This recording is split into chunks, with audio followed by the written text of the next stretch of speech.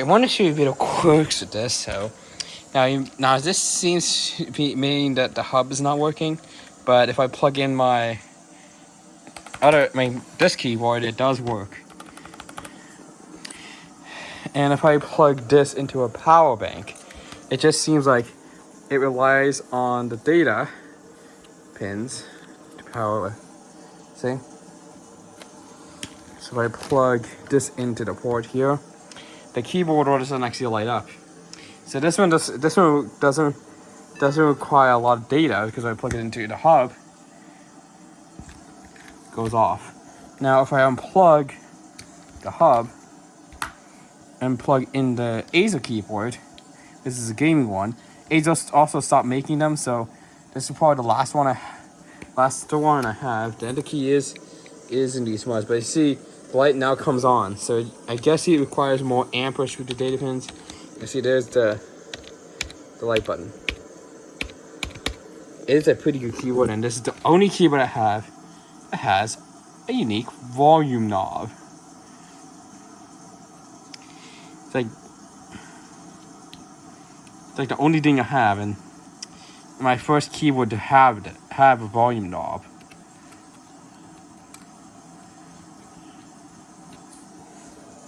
And it's connected to this adapter, so it doesn't interfere with the switch. But if I plug it directly in, it will do it. Actually, I've not tried. Does the hub work on the... Look on it. Just directly.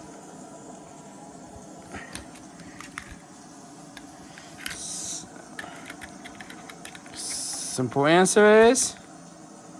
yes. That's interesting.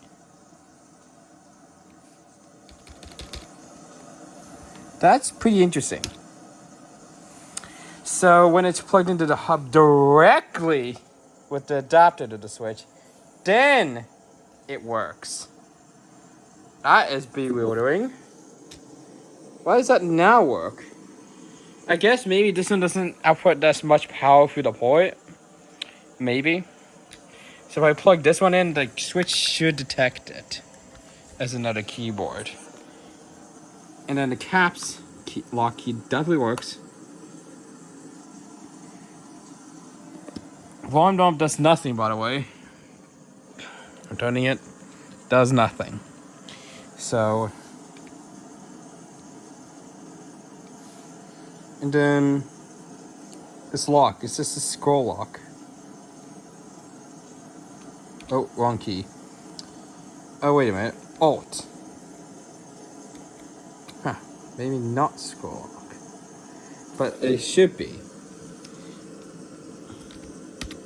But if I do here function Windows, the key is locked now. If I do it again, unlocks, and now it affects the switch. That's kind of interesting. But if I do it to the adapter, the keyboard only works directly. That's a really tight port. It's probably meant for the S adapter. And if you plug in the keyboard now, just directly into just the adapter. I know that this doesn't have keyboard support, but at least you can use this as kind of like a display keyboard to where you can mess with the keys and it won't affect anything. Kind of like the demonstration mode. And I don't think this has demonstration mode.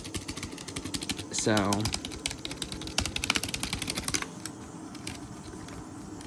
if I remember, yes, the tag's still on here. It's from Savers.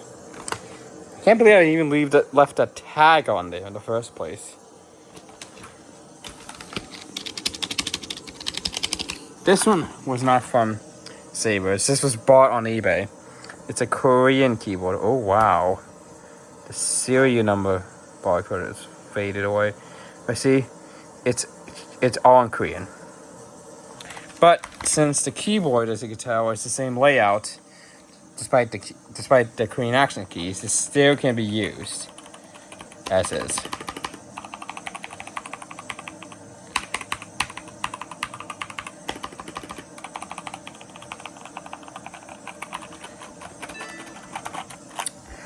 Okay, and also I actually dunked this Apple Pencil in the water, and I'm surprised this thing survived. But not the same for my iPad Pro. Not sure if you can see that right there, but the LCD bleed has gone a lot worse, and we'll just show you that. And Face ID doesn't function anymore because of the damage. So if I go ahead and open up Edge, you really see the light bleed. Luckily, I got Apple Care on this, so the replacement is not going to be very expensive. So yeah, but it's kind of sad that the iPads are not water resistant. I just wish they were. So as soon as I replace the iPad, I'm gonna immediately order a waterproof case for it to prevent it from happening again. So it's kind of interesting that this thing has to be connected directly for it to work properly.